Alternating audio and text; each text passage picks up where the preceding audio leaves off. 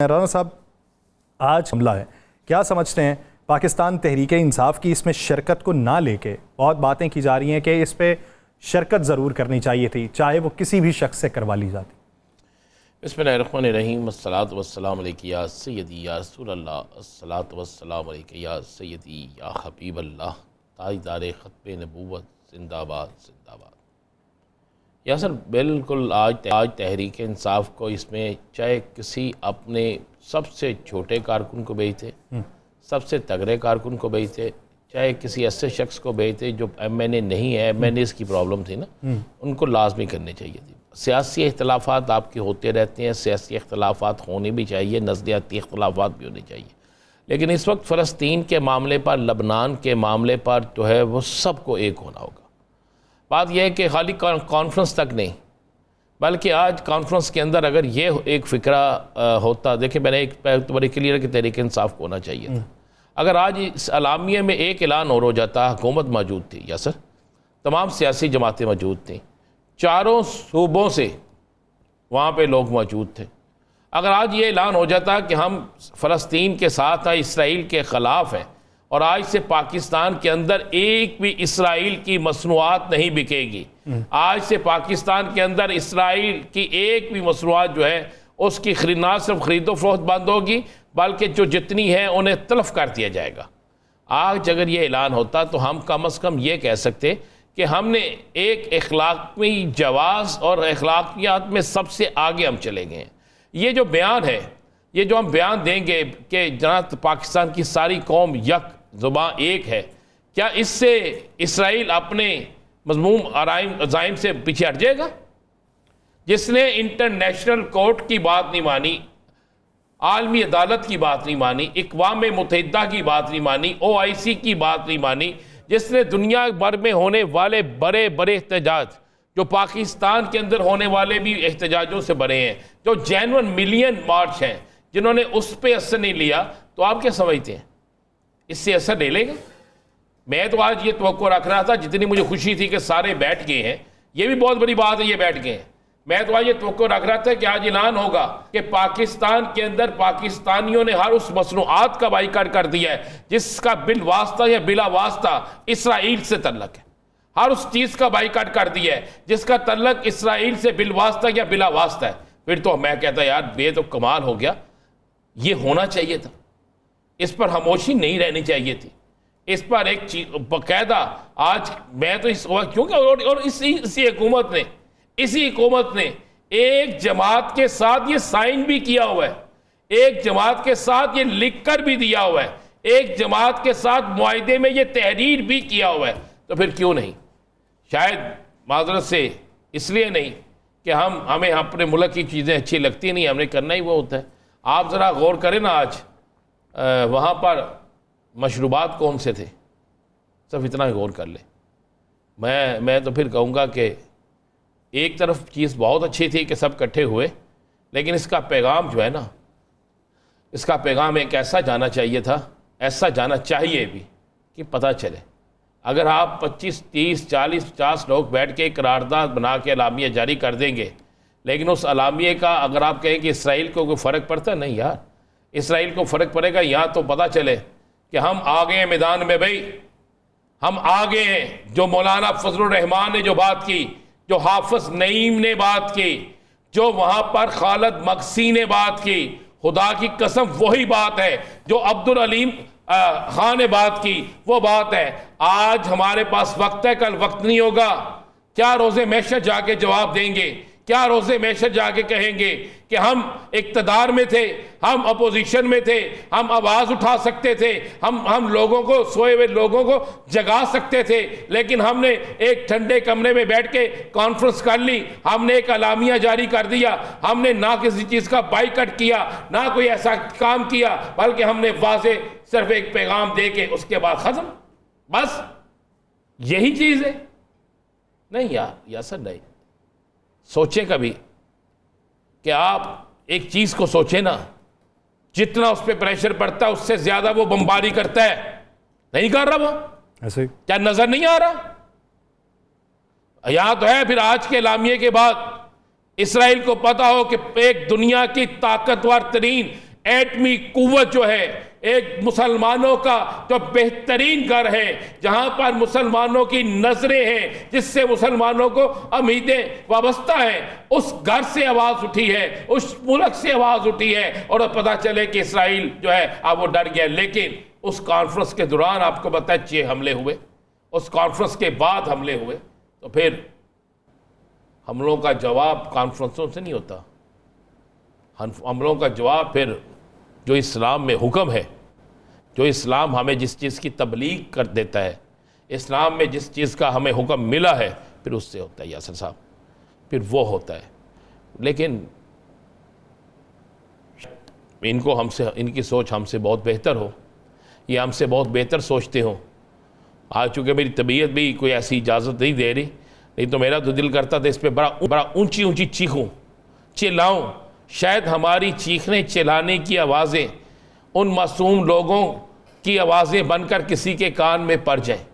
शायद ये अपने अलामिये को तब्दील कर ले, शायद ये यहाँ पर सोचे कि नहीं, हमने ये करना है, हमने आगे बढ़ना है, हमने अब मस्जिद अक्सा को आज़ाद करवाना है, हमने फलाह काम करना है, हमने मज़लूमों का बदला लेना है, हमने अपनी ताकत दिखानी है, हमने आलम इस्लाम की सबसे बड़ी कुव्वत होने का सबूत देना है, हमने इधर उधर नहीं देखना, हमने ये नहीं कहना फलां मुल्क अपना रोल। मुझे एक बात आज कहा गया, ईरान और सऊदी अरब अपना रोल अदा करिए, यही कहा गया।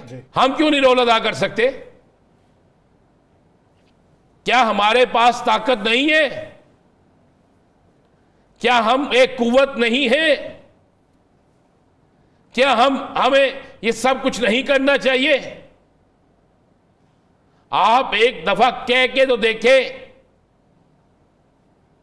पता नहीं समय से बाहर है। मैंने वो सारी ये कॉन्फ्रेंस आज सुनी है, एक एक लफ्ज हरफ बा हरफ सुना है, और मैं तो इसलिए अपना फ़र्ज पूरा कर रहा हूँ, ये बोलकर चीख कर चलाकर, आप भी बोलकर चीख कर चलाकर अपना फ़र्ज पूरा कर रहे हैं कि रोज़े महशर दरबार में जब हम हाजिर होंगे ना, तो हम कह सकें जो हमारा काम था हमने किया है। या सर, बहुत से लोगों को खुशफहमी होगी, मुझे तो उस दिन होगी जब किसी इलामिये में ये बात आएगी कि जनाब हमने इसकी हर चीज़ का बाइकआउट कर दिया है। सही।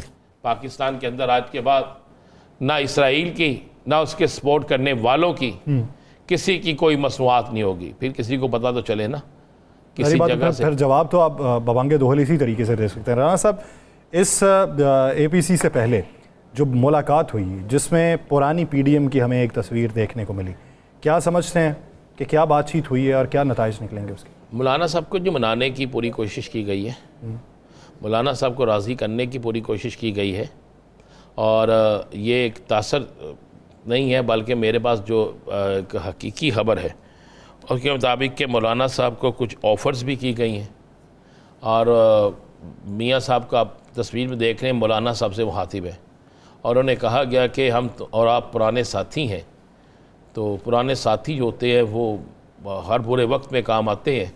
तो जिसके जवाब में हंसते हुए कहा कि बिल्कुल हम पुराने साथी हैं, लेकिन ये पुराने साथी इलेक्शन में क्यों नहीं याद आते। ये लफ्ज़ मैं लफ्ज़ टू लफ्ज़ आपको बता रहा हूँ, जो कोट किए गए हैं किसी ज़राए से।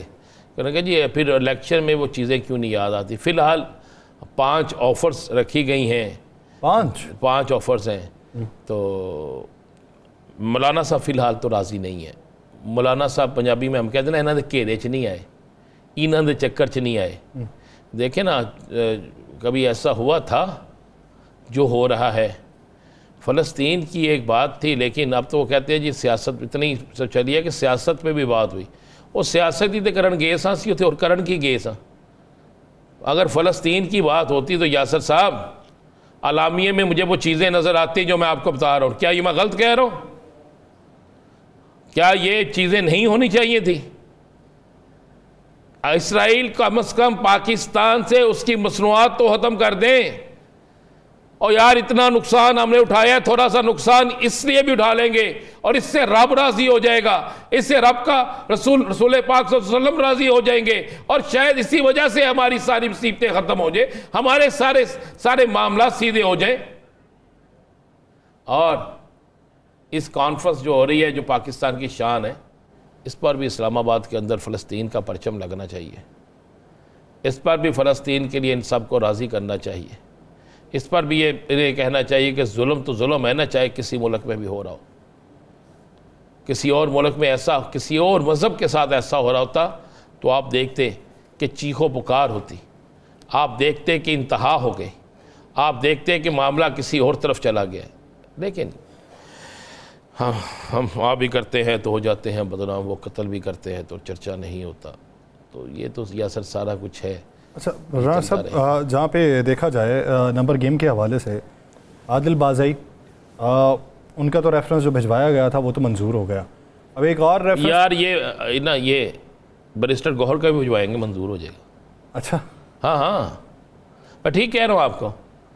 ये बैरिस्टर गौहर का भी भिजवाएंगे तो मंजूर हो जाएगा। पता भी होगा बैरिस्टर गौहर जो है दूसरी जमात का जो है चेयरमैन है, इसलिए कि यार उसने इन्होंने भेजने, उधर तो साइन हुए पड़े हैं कि आया साइन करो, कटो बाहर। यार मुझे एक बात बता दें, वो बलोचिस्तान का एक MNA है, क्या उसने इनके मुखालिफ वोट डाल दिए? बड़ी बहस हुई थी ना कि सजा किस बात की आप दे रही है, यही सुप्रीम कोर्ट में बात हुई थी ना। क्या उसने इनके खिलाफ वोट दे दिए? पता है ना मुझे। फिर उसके खिलाफ रेफरेंस जो भेजा गया है उसको किस चीज की सजा दे रहे हैं? एक तरफ आप कहते हैं कि किसी भी आईनी तरमीम पर राय लेनी चाहिए, यही कायरा साहब ने कहा था ना, इसका इख्तियार होना चाहिए। और यही बात मेरे चीफ जस्टिस साहब भी कहते हैं कि नहीं तो ऐसे तो वज़ीर आज़म ताहयात रहेगा कोई भी, यही कहते हैं ना। तो फिर रेफरेंस किस बात से भेजिए? अगर वो कहता है मैंने आपको वोट नहीं देना, अभी तो वोट नहीं ना हुए, अभी तो वोटिंग नहीं हुई ना, तो जब वोटिंग होगी तो फिर उस वक्त बात कीजिएगा ना। लेकिन उसका मंजूर भी हो गया।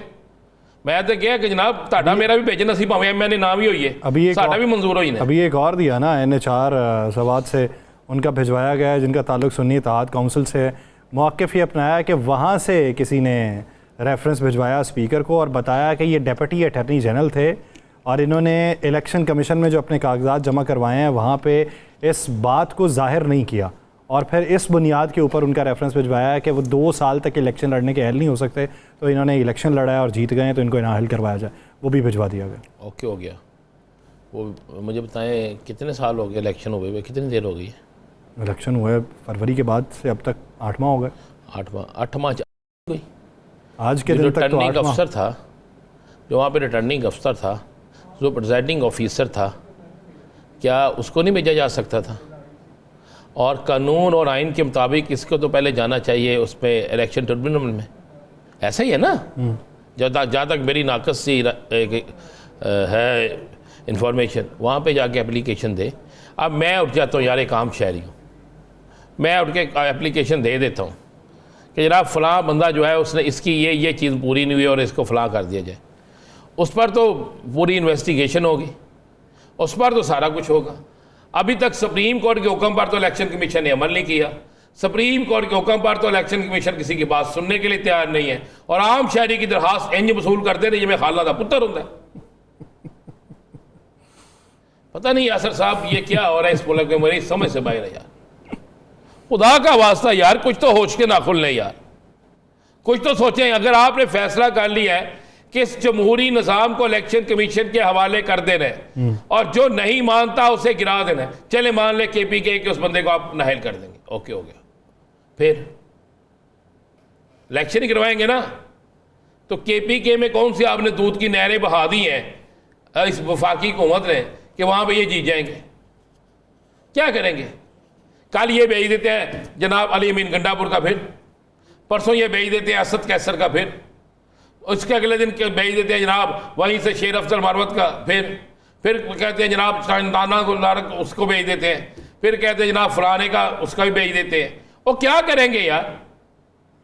गलियां होइयन सोनिया तो कल्ला ही यार फिरे भेज दो सबको यार, उसको लाए सबको एक ट्रक में डाल के उन्हें कहेंगे ये इलेक्शन कमीशन का दफ्तर है, और इलेक्शन कमीशन गिनती करे उनकी, निकले बाहर मोहम्मद फलाम निकले जी, ना यासर रशीद बाहर निकले, राना अजीम बाहर निकले, फलाना बंदा बाहर निकले, नहर नहर नहर नहर, वो एक लहा दे उन्होंने करके फिर नवे इलेक्शन करा दे। क्या होगा यार? नए इलेक्शन फिर ये जीत जाएंगे। लगता है फार्म 47 को पे 15-20 थी। अच्छा, इजाफी पड़े वहाँ। हाँ मन लगता बच गए सन। अच्छा, पता नहीं क्या यार, ये मेरी समझ से बाहर है। एक तरफ हम सब बात करते हैं इस मुल्क के अंदर आइन की हुक्मरानी, कानून की हुक्मरानी और इस मुल्क के अंदर अमन हो, लेकिन अमन हो या ना हो, इन्होंने मुल्क का जो बेड़ा गर्क करना है ना इस तरह की आपस की लड़ाइयों से, वो करके रहेंगे।